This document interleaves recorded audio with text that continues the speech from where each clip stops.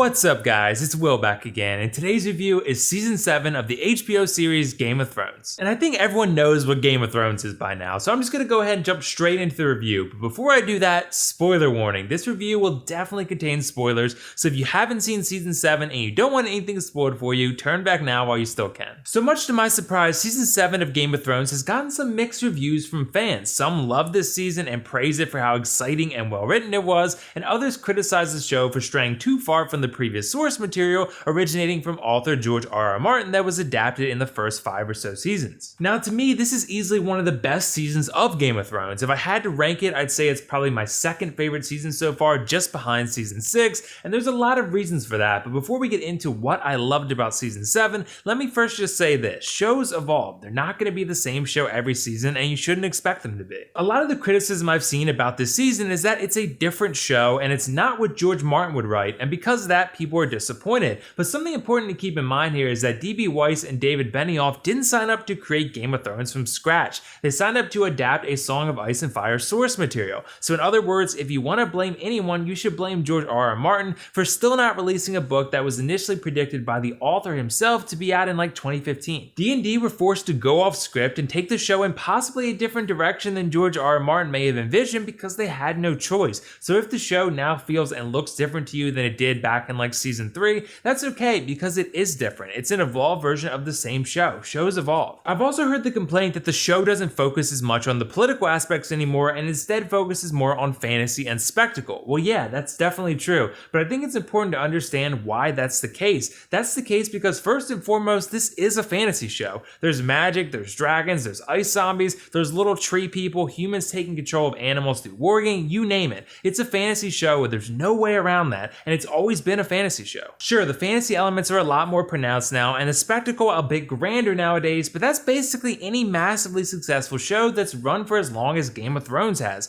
Breaking Bad, my favorite show of all time, and Walking Dead, another pretty good show, both have huge followings. They are not the same show every season, and they shouldn't be. The excitement factor always gets raised up a notch, and really is no different than a sequel to a movie each season. There's always that expectation that you're going to go bigger and more exciting in the future, and considering Game of Thrones is so close to the end, they have to go big because the show is reaching its conclusion very quickly. On that topic, I've also heard the complaint that the show is moving at too quick of a pace and there are certain inconsistencies in the amount of distance traveled for the characters and things along those lines. I'll concede that sometimes characters travel around Westeros a little bit quicker than they probably should, and sometimes there are certainly plot conveniences, but that's basically like every single show and every single movie ever. I mean, let's be honest here. Some of these criticisms of these inconsistencies are fair, and that partly boils down to the fact that the show doesn't have a lot of downtime to go too in-depth anymore, but I think it's important that we not lose sight of why they're doing that. To me, the show has become massively expensive as the seasons progress because the expectations have risen with each passing season like they would any sequel. Better and more clever conversations and scheming, bigger battles, and more excitement. And because of that, Game of Thrones has sort of shifted more towards fantasy and away from like medieval political drama. And that obviously hasn't sat too well with some of the OG fans, especially book readers, because they view the show differently than D&D do, and that's okay. But I think it's important that we realize that at the start of the season, Game of Thrones was down to 13 episodes because it's gotten so popular that the cost and expectations have gone through the roof. CGI and high-profile actors, which they all now are expensive. I mean, the biggest actors like Kit Harington, Emilia Clarke, Peter Dinklage, Lena Headey, and Nikolaj Coster-Waldau are all reportedly receiving at least $1.1 million per episode each. Then you combine that with all the big CGI battles, and you got a show that's massively expensive to produce. The budget was reportedly around $10 million an episode for Season 6, so Season 7 probably is even higher. But anyway, enough with the negatives. Let's talk about how great the season was. For me, it was everything I hoped for and then some. So much happened in Season 7 that it's hard to recap everything, but I think the show did a marvelous job narrowing down the essential elements and then providing us with the excitement that we're looking for from a high-budget fantasy show like Game of Thrones. And the action this season was absolutely incredible. It's the best by far that I've ever seen from a television show. The cinematography in Season 7 continued the trend of exceptionalism because I've never seen a show look as cinematic as Game of Thrones does. Some of the shots are breathtakingly good, and the cinematographers and editors of Game of Thrones have shown every single season that they know how to do visuals. They display the brutality and even the beauty of this world in a fashion that I didn't think was possible from a TV show.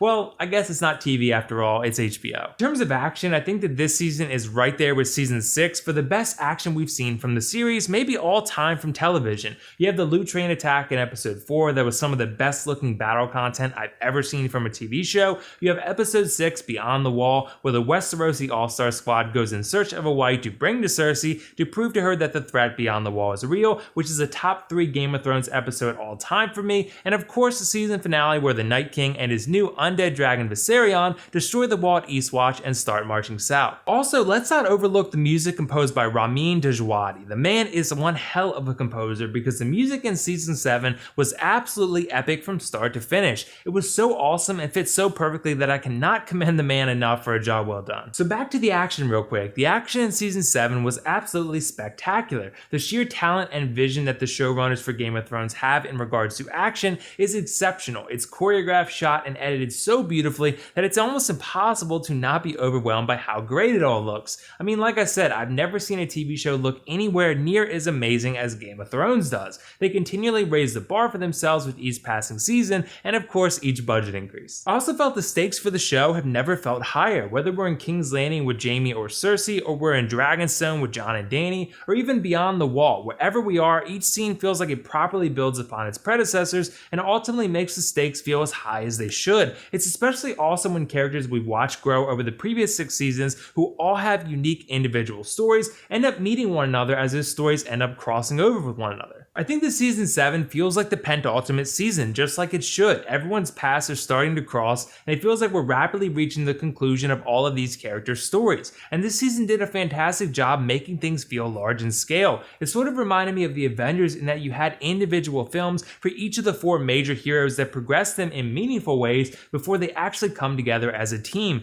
Game of Thrones takes that to a whole nother level because they had 60 episodes to progress the characters, but it did so in such a meaningful way that when the characters actually cross paths, it's exciting to say the least. There's so much to happen in the 7 episodes that it'll be difficult for me to cover everything in this video, but I'm going to try to touch on all the major things that happened this season. I think probably the biggest thing that happened this season was the budding romance between Jon and Dany. This was something that many fans of the show have predicted for a long time, but it still felt extremely satisfying that it actually came to fruition this season. What I find interesting about all of this is the fact that most of us are rooting for Jon and Dany's incestual relationship. I mean, I think we want them to be together because they are the most noble of all the rulers in power right now, but it's still pretty messed up all things considered. Regardless though, I think that the romance was pretty obvious from the get-go. You could tell, especially in Emilia Clarke's performance, that Dany had strong feelings for Jon not soon after she met him. To me, it was an inevitability that these two would have some sort of romantic relationship. Considering the popular fan theory that Jon represents ice and Dany represents fire, aka a song of ice and fire, makes so much sense, it's not surprising that they fell in love, not to me at least. I do want to talk about Dany losing Viserion to the Night King though. I think that the way episode 7 wrapped up kind of made the suicide mission Beyond the Wall make a little bit more sense to me, but I think it was a bad idea for Tyrion to say that they should bring the dead to Cersei. You could show Cersei the Night King and she still wouldn't fight alongside Dany and others who were a threat to her seat on the Iron Throne. I think Tyrion should know that. Losing Viserion is a huge deal, not just in terms of swinging momentum in favor of the Night King and his now extremely powerful army, but also because there were only 3 dragons in existence and now one of them is dead because of a bad plan that was poorly thought out. This was definitely one of the saddest deaths of the show for me, right there with Hodor. Dragons haven't existed in like 1,000 years, and to see such a rare creature go out like that was sad. But as a whole, the Beyond the Wall episode was still amazing for me because of the sheer spectacle of it all, and of course the high stakes for all of the characters.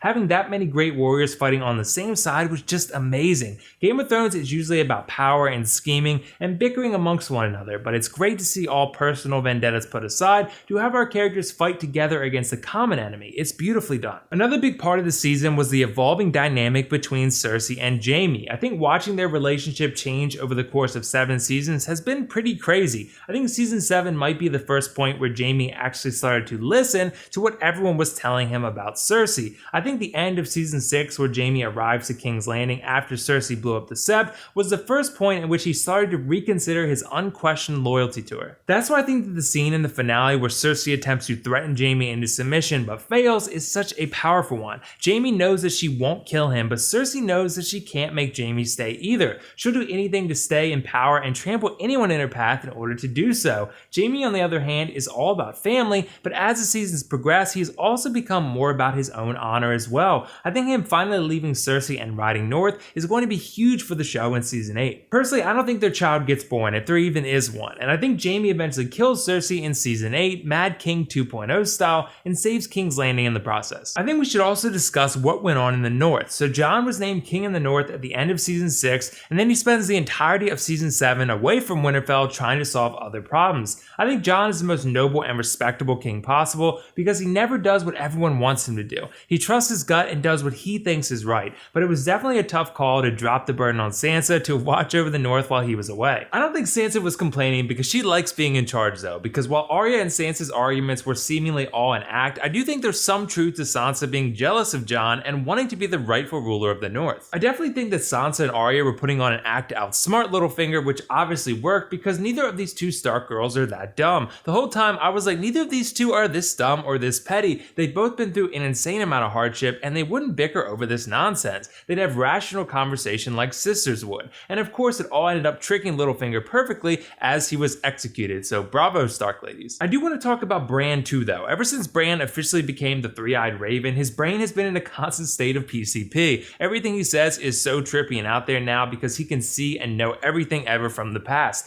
Most importantly though, we saw that Jon is the rightful king as the son of Lyanna Stark and Rhaegar Targaryen, which was an absolute bombshell. Those two getting married and Jon being the legitimate heir is beautiful, and I don't consider it fan service at all. Just because a popular fan theory turned out to be true doesn't mean it's fan service. Shit, that theory existed when like the first book came out because it made the most sense. It made sense then and it makes sense now, and that scene was so long in the making that it ended up being really impactful for me and many others as well. Let's also talk about the upcoming redemption of Theon Greyjoy. Theon is a character with a troubled past, and I think that what he did in the season finale is the beginning of his path toward redemption. I think he's finally ready to face his fears and accept that in order to get the things he wants and see the people he loves in the world be happy, he has to fight for them, and that's what he plans to do in order to rescue Yara. I honestly think Euron is going to die fairly early in season 8. I'd say maybe like episode 2. I think Euron is acted well, but his character doesn't seem like he's going to have a purpose for much longer, sort of like what happened to Littlefinger. But that fight scene with Theon was exactly what his men needed to see. They needed a leader they respected, and by Theon refusing to give up, he earned their respect. He showed that he will fight for them to the death if necessary. I think it was a really powerful one because of just how much Theon has been through. And really as a whole, I think this scene was so powerful to me because it's so awesome to see these characters that have been through so much and have such unique individual stories have their lives and paths begin to cross. You're seeing the combination and the crescendo of all these amazing character stories begin to happen, and it's very, very exciting stuff. I think season 7 of Game of Thrones is an obvious 10 out of 10 for me, and I absolutely cannot wait for the 8th season. I'm sad it's going to be over, but it's going to be absolutely epic and amazing to watch. Honestly, Game of Thrones is right there with Breaking Bad for me for my favorite TV show of all time. This season solidified that spot for me. I loved every second of it. It's my second favorite season of the show behind season 6. Either way, if you watch this whole video, I'm going to assume you watched all of season 7 as well. Make sure to let me know your thoughts on the season and all the amazing characters in the comments below. There's so much to discuss, but I try to touch on all the major things here. I can do another separate video to discuss more if need be. That's all for now though. This is WillFoxification signing off. See you in the next review.